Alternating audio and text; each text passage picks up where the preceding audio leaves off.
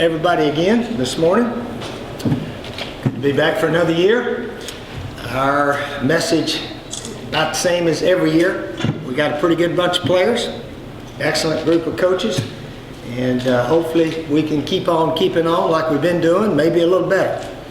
Our goals have been to win the SEC, win the division, and win a bunch of games, win the bowl game, finish in the top 10. The last several years, we've managed everything except win the division and win the SEC. Fortunate enough to win our bowl games, finish in the top 10, actually number 4 last year, best in school history.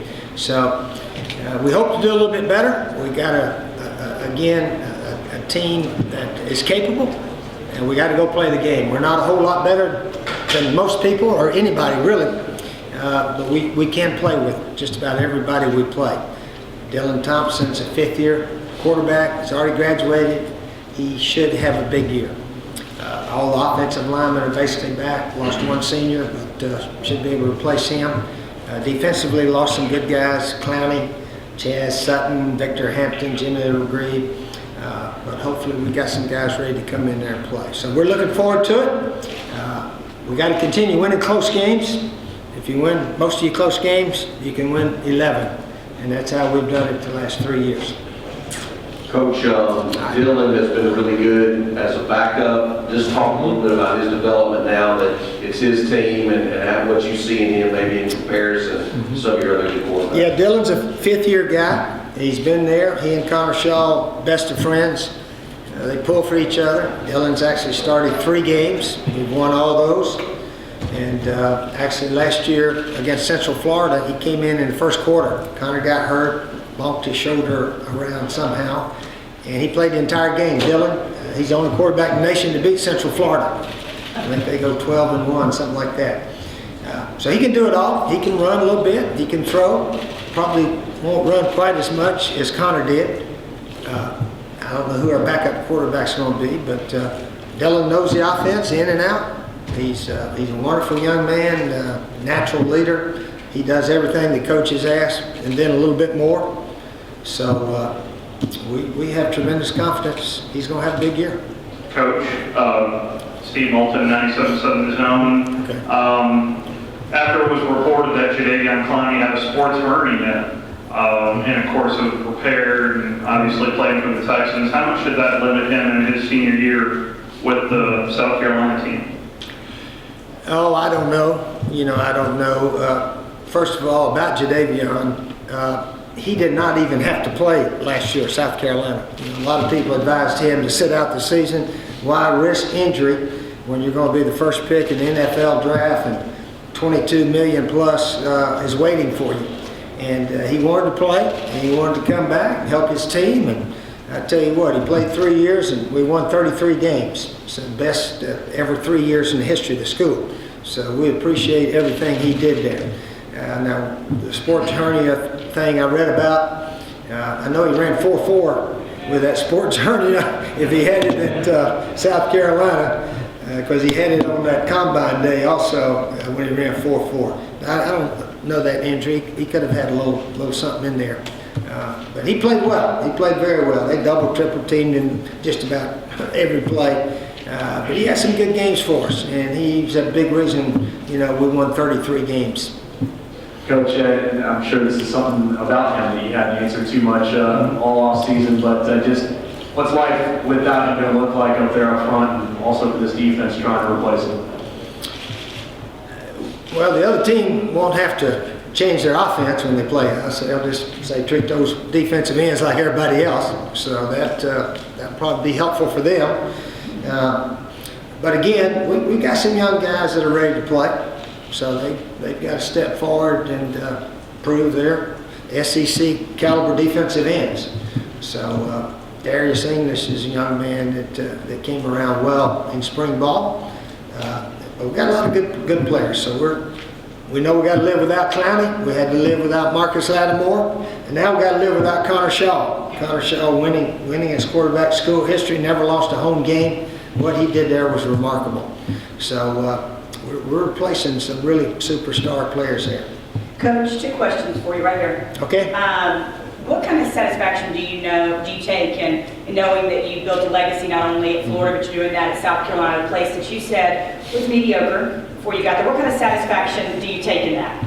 Well, it's fun for me and hopefully for our players and coaches to achieve things that have never happened before. You know, first time in school history, I sort of like all that.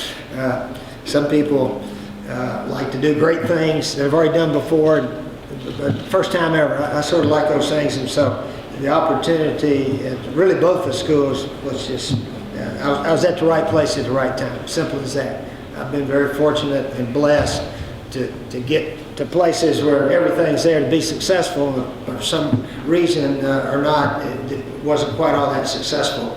So it has been fun. I didn't plan it that way.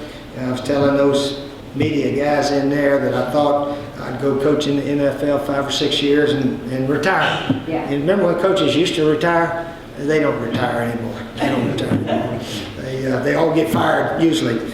And if we go bad, I'm going to get fired. But that's one of my goals personally as a coach is to never get fired.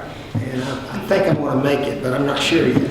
Coach, there was a report recently in an article in Bleacher Report that had your most famous one-liners of all the past ever so many years. And I'm wondering, one, is anybody safe? And two, do these things just roll off your tongue, or do you think about this for a while? No, I don't know. It's usually during talking season, though. Yeah, most of my, we're just all talking right now. Casey Musgraves has got that song, Blowing Smoke. I like that song, you know. All of you know that song? Yeah. It goes on about smoking cigarettes. We all say we'll quit someday, but we're just blowing smoke. And that's all we're doing sort of this time of year, just talking. I sort of call it the talking season. And during the season, I generally don't say much, you know. I'm pretty normal, talk like all the coaches talk during the season.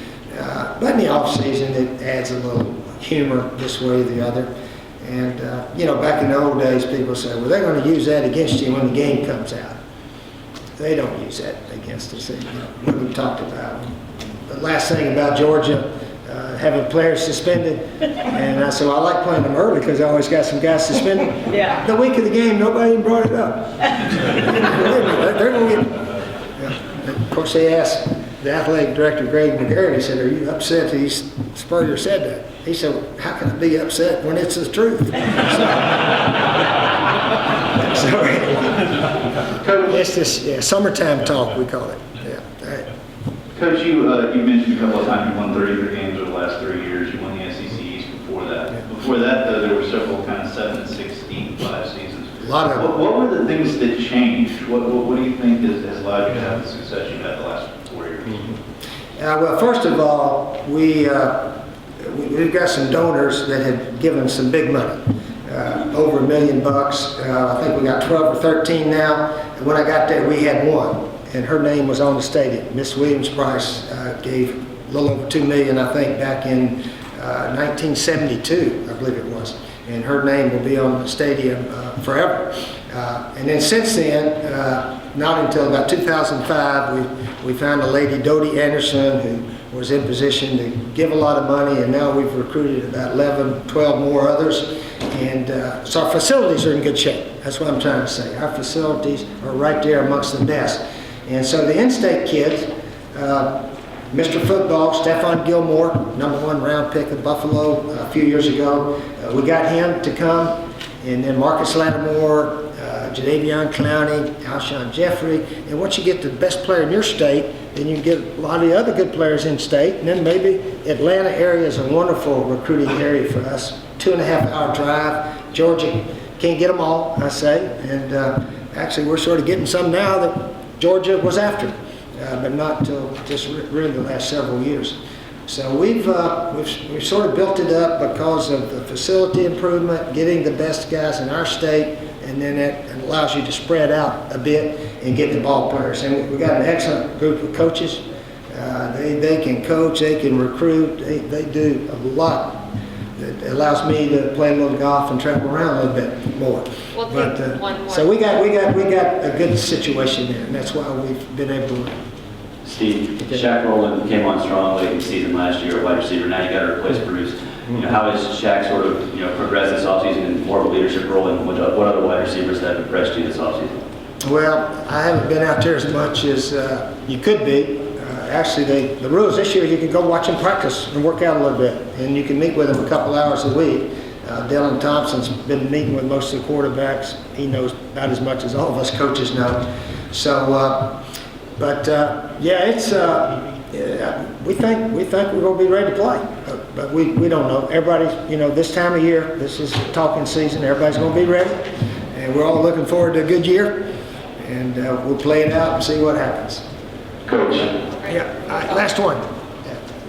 at this point in your career, what is your favorite thing about coaching and why? Oh, you just go year by year. Obviously, we've never won an SEC championship. I know it's not going to be easy, but we have hopes that it may happen for us there at South Carolina. But I've got a wonderful situation. Two of my sons, one of my sons is recruiting coordinator, wide receiver coach, pass game coordinator, and the other son is one of those analysts, offensive analysts everybody's hiring now. So I got about my whole family there, and I got it's a good setup. It really is, and it's been fun.